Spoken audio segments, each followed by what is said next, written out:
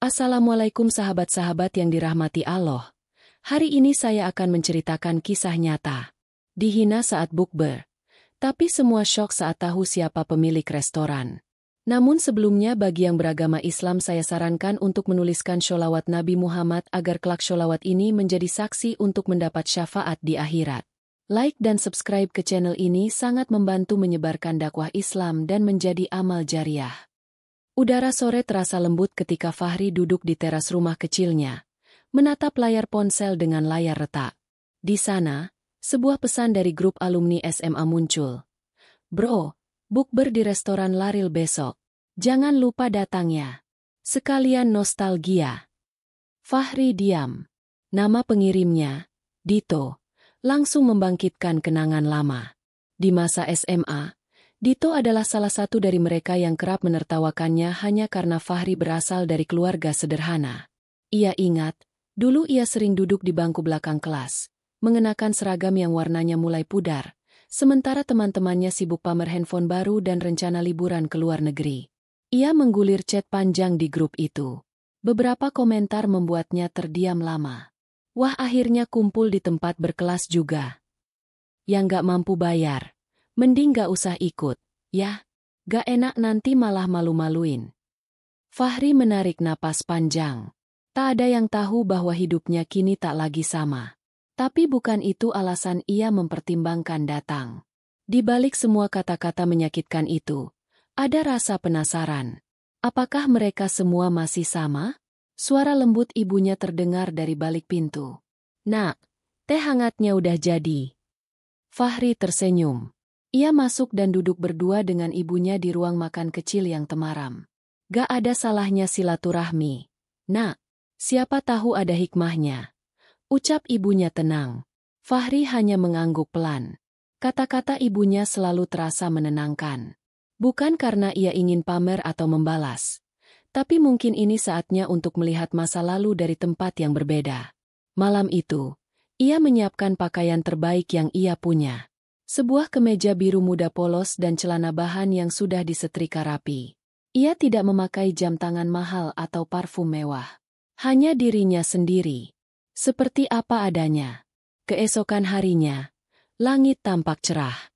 Fahri mengendarai mobil biasa, tanpa plat khusus, tanpa sopir. Ia berhenti di depan restoran Laril. Bangunan bergaya modern minimalis dengan lampu-lampu gantung di langit-langit kaca yang mengilap.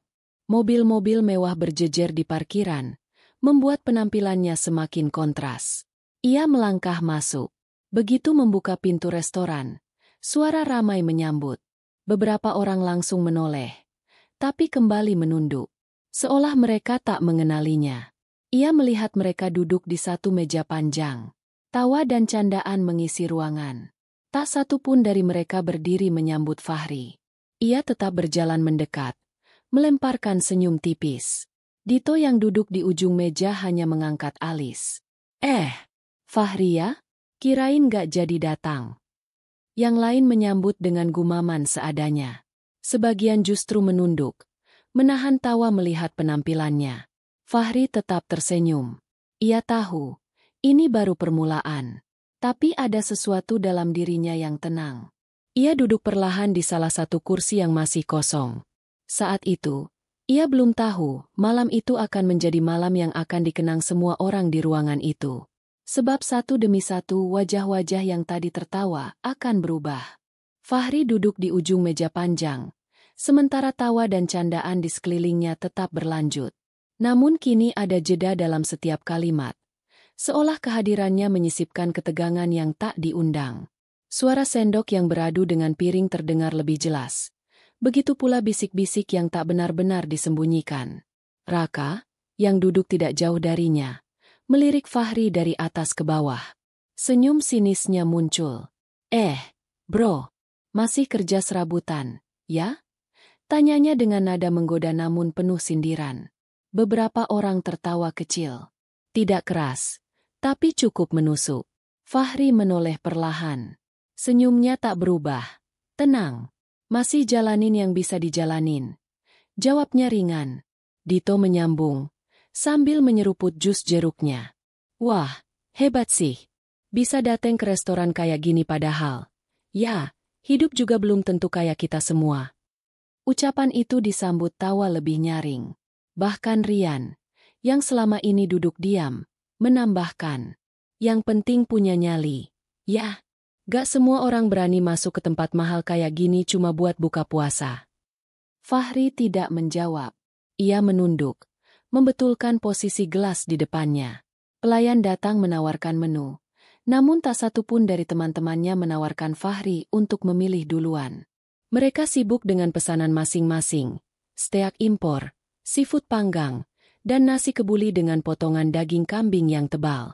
Fahri hanya menunjuk satu menu sederhana, sambil tetap tersenyum. Ia tidak datang untuk adu gengsi. Setelah semua makanan tersaji, percakapan pun berubah arah.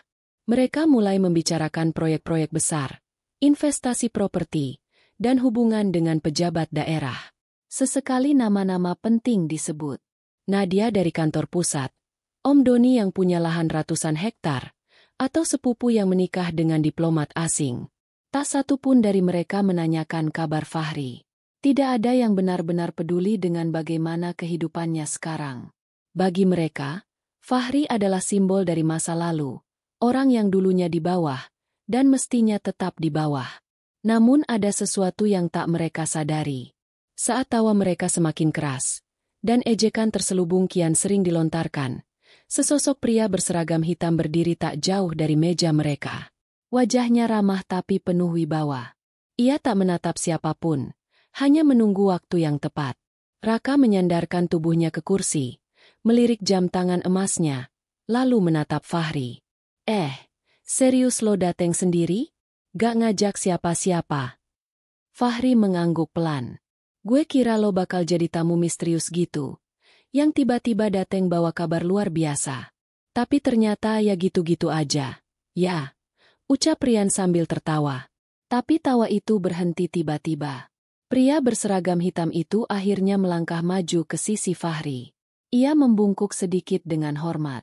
Maaf, Pak Fahri. Apakah restoran ini tetap ingin dilanjutkan operasionalnya setelah acara ini selesai? Semua mata langsung tertuju padanya. Dito menghentikan kunyahannya. Raka menatap pria berseragam itu dengan alis mengernyit. Apa maksudnya? Ini tamu juga, kan? Namun pria berseragam itu tidak menjawab pertanyaan itu. Ia hanya menatap Fahri, menunggu arahan. Dengan tenang, Fahri meletakkan sendoknya. Ia menoleh ke pria itu. Tutup saja setelah ini. Biar karyawan bisa pulang lebih awal. Dan kalimat itu mengubah segalanya. Dito membuka mulut, tapi tak ada kata keluar. Rian melirik Nadif dengan bingung. Seseorang menjatuhkan garpu ke lantai. Ruangan itu, yang tadinya dipenuhi suara tawa dan ejekan, kini membeku. Fahri lalu mengeluarkan sesuatu dari saku dalam jaketnya. Sebuah kartu hitam dengan logo kecil yang terukir elegan. Ia meletakkannya di atas meja begitu saja, seperti benda tak penting. Kalau ada yang mau nanya, katanya ringan, itu kartu akses pemilik. Dan restoran ini, ya, ini tempat gue. Sini. Tak ada yang berani bicara. Dan saat itu, baru awal dari kebisuan yang akan mengubah cara mereka memandang segalanya. Wajah-wajah yang tadi tampak sombong kini berubah pucat. Rian, yang dari awal paling nyaring mengolok-olok Fahri, menatap kartu hitam di meja seakan tak percaya. Nadif menggenggam sendoknya erat. Matanya tidak berkedip. Dito menelan ludah, lalu berpura-pura mengatur posisi duduknya. Tapi tak ada yang bisa menutupi kenyataan. Mereka baru saja mempermalukan orang yang memiliki tempat itu. Fahri tetap duduk tenang, menyeduh tehnya perlahan. Maaf ya kalau pesanan kalian agak lambat. Pelayan di sini kadang suka tegang kalau ada yang suka ngomong keras. Katanya tanpa menoleh. Tak ada yang membalas.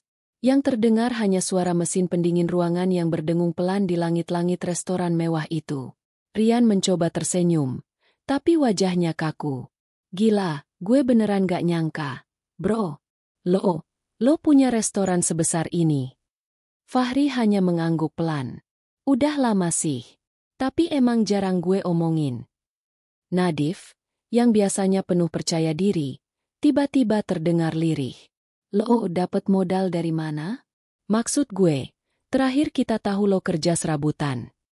Serabutan juga bisa jadi batu loncatan, jawab Fahri tenang. Asal sabar dan gak suka ngerendahin orang. Hening kembali menyelimuti meja. Tak ada tawa. Tak ada lagi suara membanggakan proyek atau mobil mewah. Semua seperti baru saja disadarkan dari mimpi buruk yang mereka ciptakan sendiri. Pelayan datang membawa nota, lengkap dengan kartu pemilik restoran dan bukti pembayaran. Ia menyerahkannya kepada Fahri dengan 2 tangan, membungkuk sedikit. Terima kasih, Pak Fahri. Transaksi sudah kami selesaikan. Fahri mengangguk. Ia mengambil kartu dan menyimpannya kembali. Lalu ia menatap seluruh meja dengan sorot yang sulit ditebak. Ada yang masih pengen bahas pencapaian masing-masing? Mobil baru? Tanah warisan? Atau mau ganti topik? Tak ada yang menjawab. Lalu Dito mencoba mencairkan suasana. Gue gak nyangka aja. Maksud gue, dari dulu lo tuh pendiam, gak pernah pamer, gak kayak kita semua. Fahri menoleh pelan. Matanya menusuk tapi tetap kalem. Mungkin karena gue gak ngerasa perlu buktiin apa-apa. Gue cuma pengen makan bareng teman lama. Tapi yang gue dapetin malah ujian kesabaran. Rian akhirnya bicara. Nadanya jauh berbeda. Tak ada lagi nada tinggi. Tak ada lagi tatapan dari atas. Fahri, gue minta maaf. Serius. Tadi gue cuma mikir lo masih kayak dulu.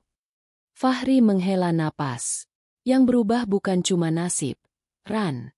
Tapi cara gue lihat dunia juga ikut berubah. Dan pada saat itulah, semua benar-benar diam. Tak lagi karena terkejut, tapi karena malu. Karena satu demi satu mereka mulai sadar, yang selama ini mereka hina bukan orang gagal, tapi seseorang yang jauh lebih matang dari mereka. Fahri menyandarkan punggung ke kursi, lalu berkata, gue gak pernah mau buktiin apa-apa. Tapi ternyata, hidup punya cara sendiri buat ngasih pelajaran. Lalu ia berdiri. Gue dulu sering ditertawakan. Tapi lihat sekarang, siapa yang tertawa terakhir? Tak ada yang menjawab. Karena tak ada yang bisa menjawab. Lampu gantung restoran mulai meredup perlahan, menandakan waktu operasional hampir usai. Tapi suasana di meja alumni itu masih membeku. Hanya bunyi sendok yang diletakkan pelan oleh Nadif di piringnya yang terdengar di antara kesunyian. Fahri melangkah pelan menuju meja kasir, bukan untuk membayar, tapi untuk mengambil jaketnya yang disampirkan di belakang kursi pelayan. Ia tidak buru-buru. Setiap langkahnya terasa seolah menjadi gema yang menyadarkan satu persatu dari mereka bahwa mereka telah mempermalukan diri sendiri. Saat hendak melangkah keluar, sebuah suara memanggilnya dari belakang. Fahri! Tunggu. Dito berdiri. Wajahnya masih menyimpan sisa malu yang belum luntur. Gue serius tadi. Gak tahu harus ngomong apa. Tapi yang lo lakuin barusan bikin gue mikir. Bro. Fahri menoleh. Angkat bahu. Gue gak niat bikin siapapun mikir. Dit. Gue cuma dateng makan bareng. Tapi ternyata, niat baik gak selalu disambut baik. Raka bangkit dari kursinya. Kali ini nada bicaranya lebih pelan, jauh dari biasanya. Gue sadar, RI dari semua orang di meja ini, cuma lo yang gak pernah butuh pengakuan. Lo gak perlu pamer. Lo gak perlu nunjukin kalau lo berhasil. Tapi justru itu yang bikin lo kelihatan lebih dari kami semua. Fahri tersenyum samar. Gue gak lebih dari siapa-siapa. Rak, gue cuma jalani hidup gue, dengan cara gue. Rian, yang sejak tadi hanya dia menatap meja, akhirnya berdiri. Matanya sedikit memerah. Ia menghela napas panjang, sebelum berkata pelan. Gue malu. Selama ini gue sibuk ngejar validasi. Pamer kerjaan, mobil, pencapaian. Gue pikir itu tanda kalau gue sukses. Tapi malam ini, gue baru sadar, semua itu gak ada artinya kalau dijadiin alasan buat ngerendahin orang. Suara itu mengambang di udara. Tak ada yang menyela. Semua hanya mendengarkan. Fahri mendekat beberapa langkah. Ran, sukses itu bukan soal angka di rekening. Bukan soal mobil yang lo pake atau seberapa sering lo nongkrong di tempat mahal. Sukses itu saat lo bisa tidur tenang, gak bawa beban, gak punya rasa sombong karena ngerasa lebih tinggi dari orang lain. Rian menatap Fahri dalam-dalam. Tatapan yang dulunya sinis kini berubah menjadi penuh kekaguman yang tulus. Lo benar, Ri, gumamnya lirih. Gue baru sadar yang gue cari selama ini, bukan kekayaan, tapi ketenangan. Dan lo udah nemuin itu duluan. Fahri tak langsung menjawab. Ia hanya menatap sekeliling meja. Wajah-wajah yang dulu sering mengejeknya, kini tertunduk. Malam ini, bukan hanya mereka yang belajar, tapi juga dirinya. Tentang memaafkan. Tentang tidak menyimpan dendam. Meski luka lama sempat diusik. Lampu restoran perlahan semakin redup. Tapi di hati Fahri, cahaya justru semakin terang. Ia mengenakan jaketnya, lalu berkata pelan, "Gue gak datang ke sini buat sombong atau ngerendahin siapapun. Gue cuma pengen lihat teman-teman lama. Tapi ternyata yang gue dapetin lebih dari itu." Dito berjalan mendekat, lalu menepuk bahu Fahri dengan pelan. "Makasih, Ri. Malam ini, buka puasa yang paling nempel di kepala gue seumur hidup." Fahri tersenyum. Dan untuk pertama kalinya sejak ia datang, senyum itu bukan hanya milik dirinya sendiri, tapi milik mereka semua, yang akhirnya mengerti bahwa kadang pelajaran paling besar datang dari orang yang paling sering kita remehkan. Fahri melangkah keluar dari restoran, melewati pintu kaca besar yang perlahan tertutup di belakangnya. Di luar, malam telah turun sepenuhnya. Lampu kota memantul di genangan air hujan yang tersisa di pinggir trotoar. Angin semilir menyapu rambutnya, membawa keheningan yang berbeda. Bukan sepi yang sunyi, tapi tenang dan penuh arti. Ia menatap ke arah jalanan, hendak berjalan menuju mobilnya yang diparkir tak jauh dari sana. Tapi langkahnya terhenti saat mendengar suara langkah tergesa dari belakang. "Fahri!" Suara itu familiar. Fahri menoleh. Di ambang pintu restoran, Dimas berdiri dengan napas sedikit tersengal. Seolah ia baru saja berlari kecil menyusul. "Mau langsung pulang gitu aja?" tanyanya. Fahri tersenyum. "Santai. Emang harus ada yang gue lakuin lagi?"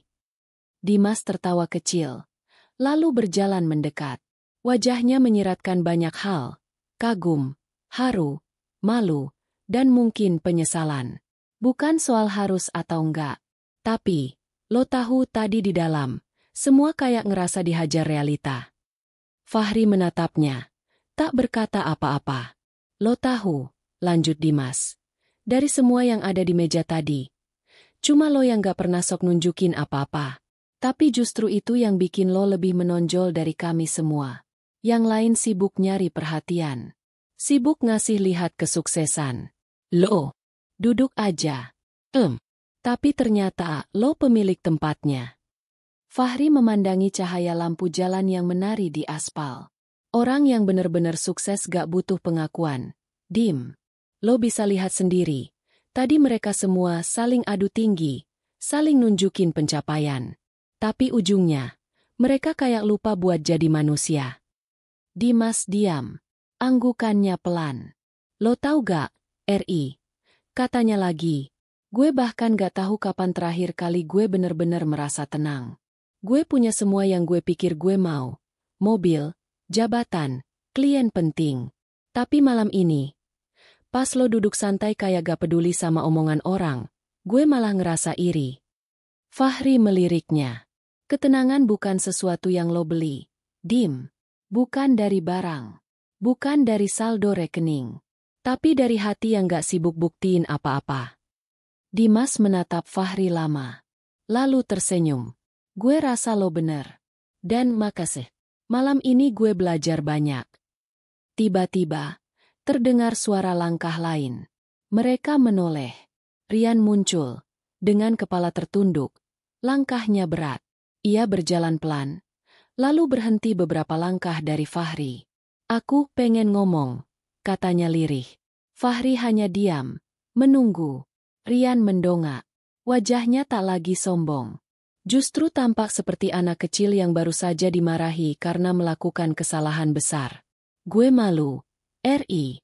Bukan cuma karena gue ngeledek lo. Tapi karena gue ngeledek lo. Padahal gue gak tahu apa-apa soal hidup lo. Fahri masih diam. Matanya menatap Rian tanpa emosi. Gue pikir gue udah menang. Udah paling atas. Tapi ternyata, gue cuma berdiri di atas ilusi yang gue ciptain sendiri. Malam ini, semuanya jatuh. Yang tersisa cuma rasa malu. Tapi juga rasa kagum. Ia menunduk lagi. Lo gak harus maafin gue sekarang. Tapi setidaknya gue pengen lo tahu. Gue nyesel. Fahri mendekat. Lalu berdiri tepat di depan Rian. Gue gak pernah nyari pengakuan. Ran. Gue juga gak pernah niat bikin lo atau siapapun malu. Tapi kalau malam ini bisa bikin lo sadar. Mungkin ini bukan tentang harga diri yang lo hilangin. Tapi harga diri yang lo temuin lagi. Rian mengangkat kepala. Tatapannya berkaca-kaca. Gue butuh waktu. Tapi, gue pengen belajar dari lo. RI. Fahri mengangguk. Hidup bukan perlombaan. Ran. Kita gak harus selalu jadi yang pertama. Yang penting kita tetap manusia. Mereka bertiga berdiri di trotoar. Tak bicara. Hanya memandangi jalanan kota yang mulai sepi. Lampu-lampu toko mulai padam satu persatu. Dan langit malam terasa damai. Dimas menepuk bahu Fahri. Malam ini gak akan gue lupain. Bukan cuma karena lo pemilik restoran. Tapi karena lo satu-satunya yang gak pernah kehilangan jati diri. Fahri menatap keduanya. Lalu menatap dirinya sendiri di kaca jendela restoran. Ia melihat bayangan seorang pria sederhana, berdiri tegak, tanpa perlu dikenali, tapi diakui. Udah malam, katanya akhirnya. Pulang, yuk.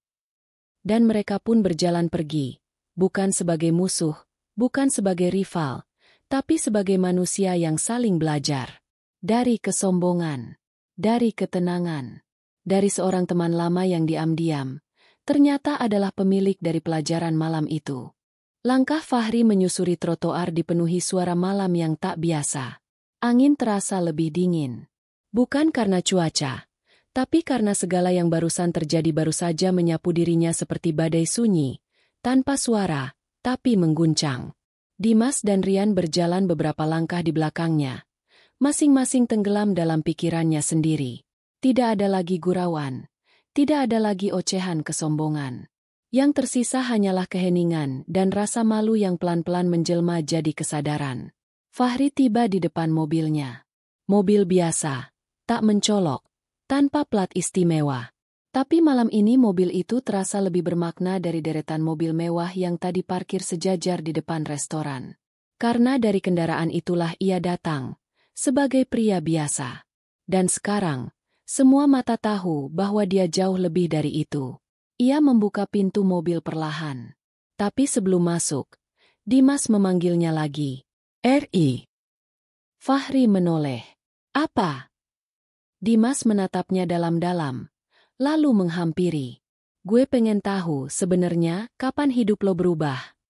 Fahri terdiam sejenak. Tatapannya menembus jalanan sepi yang dihiasi cahaya lampu kota. Semenjak gue berhenti peduli sama omongan orang. Jawaban itu membuat Dimas terpaku. Fahri melanjutkan. Gue pernah jadi orang yang kayak lo, Dim. Sibuk pengen dianggap. Sibuk pengen diakui. Tapi itu capek. Gue gak hidup buat naruh hidup gue di atas persetujuan orang lain.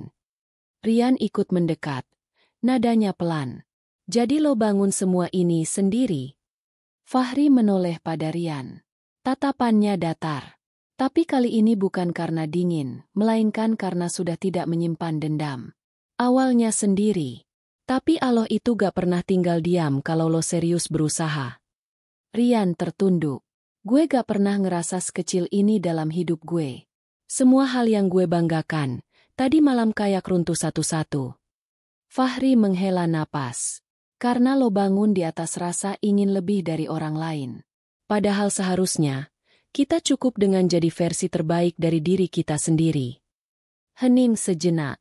Angin kembali berhembus. Daun-daun kecil berguguran di bawah tiupan pelan. Dari kejauhan, suara azan Isya berkumandang pelan, seolah ikut menyaksikan perubahan besar dalam hati mereka. Dimas bersandar ke dinding trotoar. Tangannya menggenggam ponsel yang dari tadi tak ia sentuh. Gue pengen berubah, Ri. Tapi, kadang gue takut. Fahri menatapnya. Kemudian berkata pelan namun tegas. Yang paling harus lo takutin justru kalau lo gak berubah sama sekali.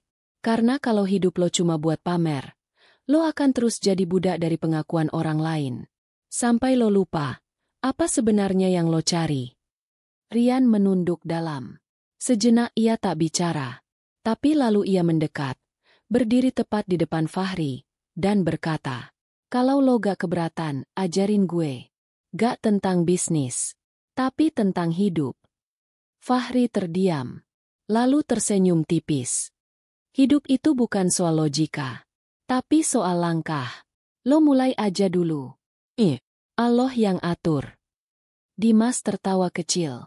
Gue gak nyangka, dari semua orang yang dulu gue anggap biasa, lo yang justru paling ngerti soal hidup. Fahri tidak menjawab. Ia membuka pintu mobilnya. Tapi sebelum masuk, ia menoleh sekali lagi. Besok gue buka cabang baru di Bandung. Kalau kalian mau datang, silakan. Tapi bukan buat pamer. Bukan juga buat minta maaf. Tapi buat belajar duduk bareng, makan bareng, dan jadi manusia bareng. Mereka berdua mengangguk. Perlahan. Tidak ada lagi gengsi. Tidak ada lagi ego. Hanya hati-hati yang terbuka menerima kenyataan. Fahri pun masuk ke dalam mobilnya. Mesin dinyalakan. Lampu depan menyala, menyibak kegelapan jalanan. Perlahan ia meninggalkan tempat itu. Membawa malam yang telah berubah jadi titik balik. Dan di trotoar itu, Dimas dan Rian masih berdiri. Keduanya diam, tapi hati mereka sibuk berbicara. Karena malam ini bukan hanya tentang buka bersama, tapi tentang bagaimana kesombongan bisa dihancurkan oleh seseorang yang tak bersuara. Tentang bagaimana diam bisa lebih tajam dari ucapan. Tentang seorang Fahri yang tak pernah ingin membuktikan apa-apa, tapi justru membuktikan segalanya. Mobil Fahri melaju pelan di jalanan ibu kota yang mulai lengang. Di balik kemudi, ia tak terburu-buru. Radio mobil menyala dengan volume kecil, menyiarkan lantunan ayat suci yang mengalun lembut, membungkus sisa emosi malam itu dalam ketenangan yang sulit dijelaskan. Lampu merah menahannya di sebuah persimpangan. Di seberang jalan, ia melihat sekelompok remaja mengenakan seragam ojek online duduk di trotoar, tertawa sambil berbagi makanan. Ia tersenyum kecil. Pemandangan sederhana itu justru terasa lebih mewah dari pesta bukber mewah yang tadi ia hadiri. Setidaknya, tak ada yang merendahkan siapapun di sana. Fahri menatap bayangannya sendiri di kaca spion. Wajahnya tenang, matanya dalam. Ia seolah melihat dirinya yang dulu, saat pertama kali merantau ke Jakarta dengan satu tas ransel dan setumpuk harapan yang hampir tak punya tempat tinggal. Ia ingat betul hari-hari saat harus menjual koran di lampu merah. Ia juga ingat malam-malam saat tidur di emperan toko, berselimut kardus. Tak ada yang tahu, tak ada yang peduli. Tapi dari sanalah semuanya bermula. Setiap ejekan yang dulu ia terima, setiap hinaan, setiap tatapan sinis dari orang-orang yang kini duduk di restoran mewah tadi, adalah bahan bakar diam-diam yang ia kumpulkan untuk terus melangkah. Lampu hijau menyala. Mobil melaju lagi. Fahri membelokkan arah, bukan menuju apartemennya di pusat kota, tapi ke sebuah gang kecil di pinggiran Jakarta. Di sana, ada rumah sederhana berdinding tembok kusam, tempat ibunya tinggal. Wanita yang selalu mendoakan dalam diam. Yang selalu berkata, "Nak, yang penting kamu jangan jadi orang yang menyakiti orang lain." Ia memarkir mobil di depan pagar besi kecil yang sudah berkarat. Lalu turun. Aroma tanah basah dan bunga melati dari pot kecil menyambutnya. Ibu sudah berdiri di depan pintu. "Kamu pulang, Nak?" Suaranya pelan, tapi cukup untuk membuat semua emosi Fahri runtuh. Ia menghampiri ibunya, lalu mencium tangannya. "Iya, Bu. Aku kangen rumah." Mereka duduk di bangku kayu tua di ruang tamu. Ibu menuangkan teh hangat. Wajahnya tampak bahagia, meski sederhana. "Gimana bukbernya?" tanya sang ibu sambil menyuguhkan pisang goreng yang masih hangat. Fahri menghela napas, lalu tersenyum. Rame, Bu. Tapi, isinya bukan cuma makanan. Banyak rasa yang keluar malam ini. Ibu mengangguk bijak. Kamu diam. Tapi Allah yang jawabkan. Fahri menunduk, menatap teh yang beruap tenang. Kalimat ibunya seperti mantra. Kalimat yang telah ia pegang sejak dulu. Dan malam ini, kalimat itu benar-benar menjadi nyata. Beberapa saat kemudian, ponselnya berdering. Satu notifikasi masuk dari grup alumni. Fahri, gue baru sadar betapa kecilnya diri gue selama ini. Terima kasih udah bukain mata gue. Malam ini, bukan lo yang berubah, tapi kami yang harusnya berubah. Pesan dari Rian. Fahri tidak membalas. Ia hanya membaca, lalu meletakkan ponsel itu ke meja. Ia memilih menghabiskan malam dengan ibunya. Karena kebahagiaan sejati bukan tentang membalas hinaan, tapi tentang tahu kemana harus kembali setelah semuanya berlalu. Dan malam itu, di rumah kecil itu, Fahri kembali menjadi anak biasa. Bukan pemilik restoran. Bukan pria yang sukses diam-diam. Tapi seorang anak yang dibesarkan oleh ketulusan. Untuk akhirnya menjadi manusia yang tak butuh tepuk tangan, cukup dihormati karena sikap. Pagi menjelang. Cahaya matahari menembus celah tirai jendela rumah ibunya. Menari lembut di dinding kamar yang masih menyimpan kenangan masa kecil Fahri. Di atas meja kayu, sebuah foto lama terpajang. Fahri remaja, mengenakan seragam sekolah lusuh, tersenyum kaku bersama sang ibu yang memeluknya dari samping. Foto itu memuat segala luka dan ketegaran dalam satu bingkai sederhana. Fahri keluar dari kamar dengan wajah segar, mengenakan kaos polos dan celana santai. Di dapur, aroma nasi goreng buatan ibunya menguar hangat. Meja makan telah disiapkan. Satu piring besar di tengah meja, 2 gelas teh manis, dan 1 toples kerupuk. Namun sebelum mereka duduk untuk sarapan, ponsel Fahri kembali berdering. Kali ini bukan dari grup alumni, tapi panggilan masuk. Nama yang muncul di layar membuatnya diam sejenak. Rian. Fahri menatap layar itu dalam-dalam, lalu menekan tombol hijau. Halo. Suara di seberang terdengar berat, seperti baru saja begadang semalaman. RI. Lo bisa temuin gue hari ini? Fahri tidak langsung menjawab. Ada apa? Gue gak bisa tidur semalaman, jawab Rian. Gue perlu ngobrol. Bukan lewat chat. Fahri menarik napas pelan. Oke. Jam 3. Tempat biasa. Siang hari, Fahri tiba lebih dulu di sebuah kedai kopi kecil yang berada di pinggir taman kota. Tempat ini dulu jadi lokasi favorit mereka nongkrong saat masih SMA. Sederhana, tapi penuh kenangan. Ia memilih duduk di pojok, dekat jendela besar. Dari sana, ia bisa melihat langit yang cerah, pepohonan yang bergoyang, dan beberapa anak kecil bermain bola plastik. Tak lama kemudian, Rian muncul. Tak lagi mengenakan jas mahal atau jam tangan mengilap. Kali ini ia hanya pakai kemeja biasa dan celana jeans pudar. Tapi bukan soal pakaian yang berubah, melainkan raut wajahnya. Tidak ada lagi kesombongan. Ia duduk di hadapan Fahri, menunduk beberapa saat sebelum akhirnya bicara. RI, gue gak tahu harus mulai dari mana. Tapi gue tahu satu hal, gue salah. Fahri tak menjawab. Ia hanya menatap lurus. Rian melanjutkan. Dulu gue pikir, hidup tuh cuma tentang siapa yang paling cepat, siapa yang paling tinggi. Gue pikir kalau gue udah duduk di atas, gue bisa bebas ngetawain siapa aja yang di bawah. Tapi ternyata, posisi tinggi gak menjamin lo ngerti makna kehidupan. Ia menelan ludah. Tangannya menggenggam cangkir kopi yang belum disentuh. Malam itu, lo gak balas hinaan kami dengan teriakan. Lo gak ngasih tamparan. Tapi lo bikin kami semua ngaca. Dan itu, lebih nyakitin dari omongan manapun yang pernah gue terima. Fahri menghela napas. Gue gak pengen bikin siapapun sakit, Ran.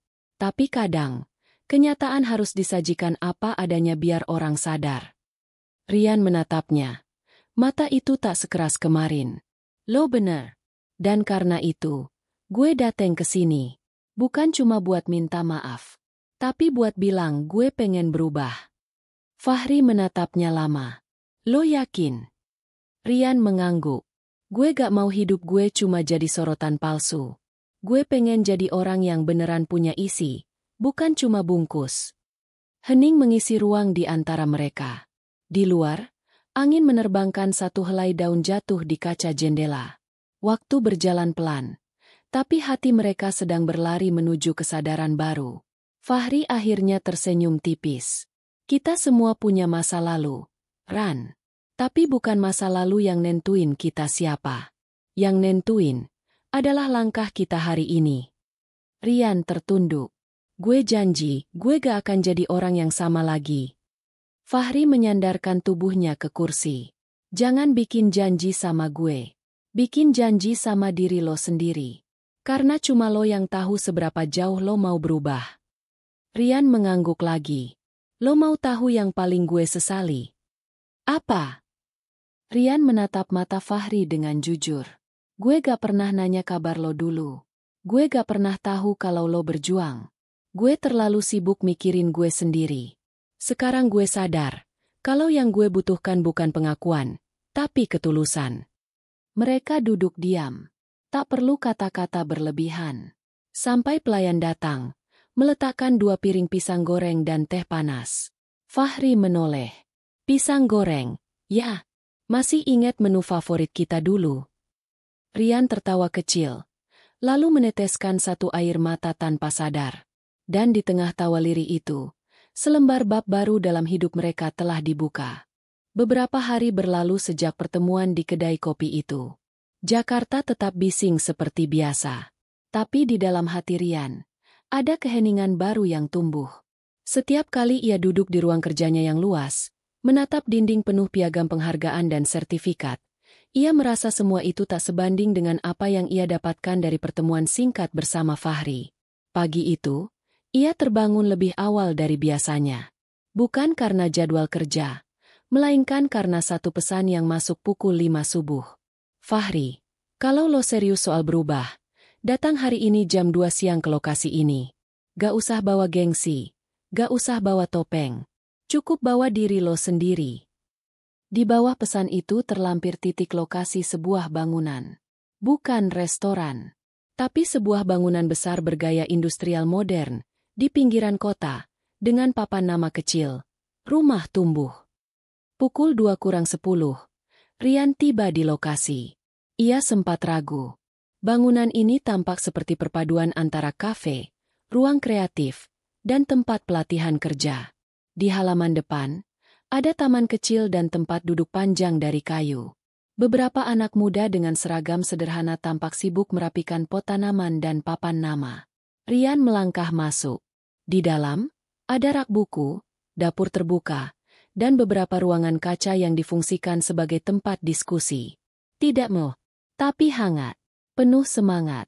Lalu ia melihat Fahri sedang duduk bersama seorang wanita parubaya berhijab, yang tampak sedang tertawa. Wajahnya mirip. Ya, itu ibunya. Fahri melihat Rian datang, lalu berdiri. Pas banget. Baru mau gue kabarin. Rian menghampiri, sedikit kikuk. Tempat apa ini? Fahri tersenyum. Ini bukan sekadar tempat. Ini proses. Gue bangun ini buat orang-orang yang dulu pernah gue temui di jalan. Pengamen, kuli bangunan, janda penjual gorengan, anak-anak muda yang gak punya akses pendidikan. Di sini, mereka bisa belajar, kerja, dan tumbuh. Rian menoleh ke sekeliling. Di setiap sudut tempat itu, ada kehidupan, ada semangat, tidak ada kemewahan, tapi ada makna. Lo yang biayain semua ini? Tanya Rian. Gak sendiri, jawab Fahri. Ada investor yang percaya. Ada teman-teman lama yang lihat perjuangan gue, bukan gaya hidup gue. Dan Allah buka jalannya.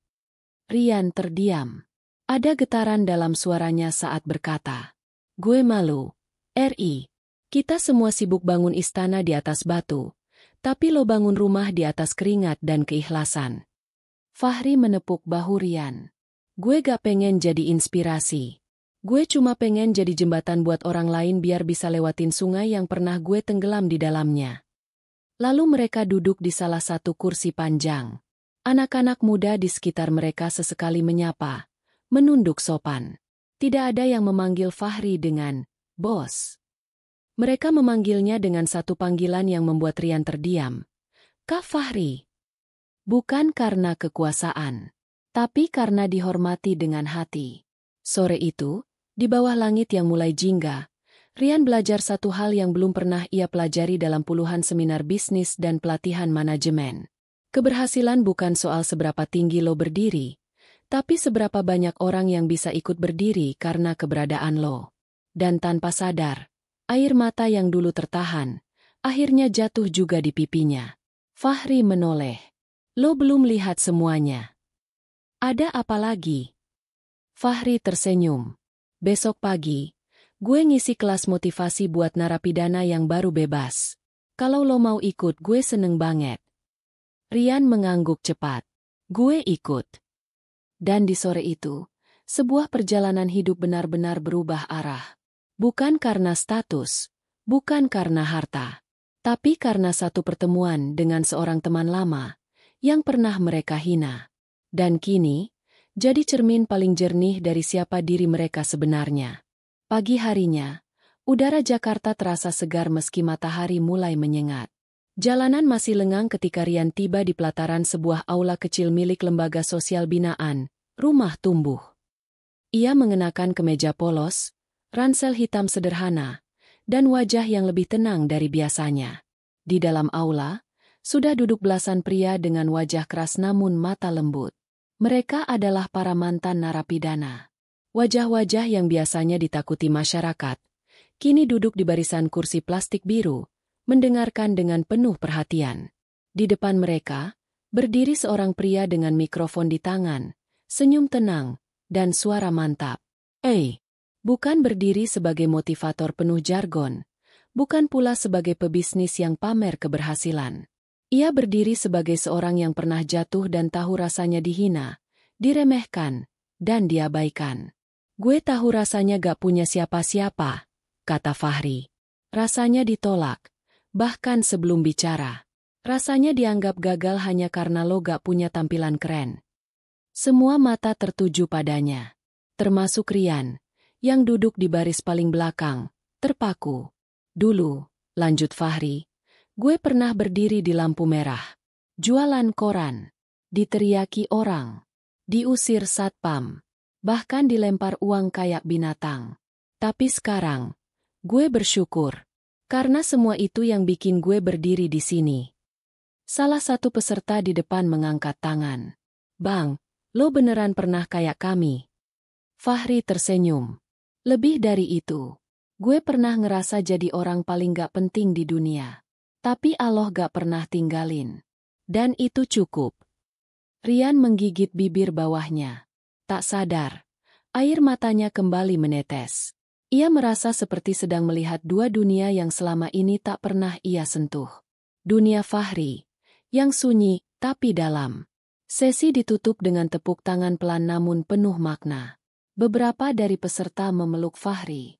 Bukan karena mereka melihat pemilik restoran atau pebisnis sukses, tapi karena mereka melihat harapan. Setelah sesi berakhir, Fahri melangkah keluar dari aula. Rian menyusul dari belakang. Lo luar biasa, gumam Rian. Gue bahkan gak ngerti harus mulai dari mana. Fahri menoleh. Lo gak harus mulai dari manapun. Lo cukup mulai dari hati lo sendiri. Rian terdiam, menatap tanah, lalu mendongak.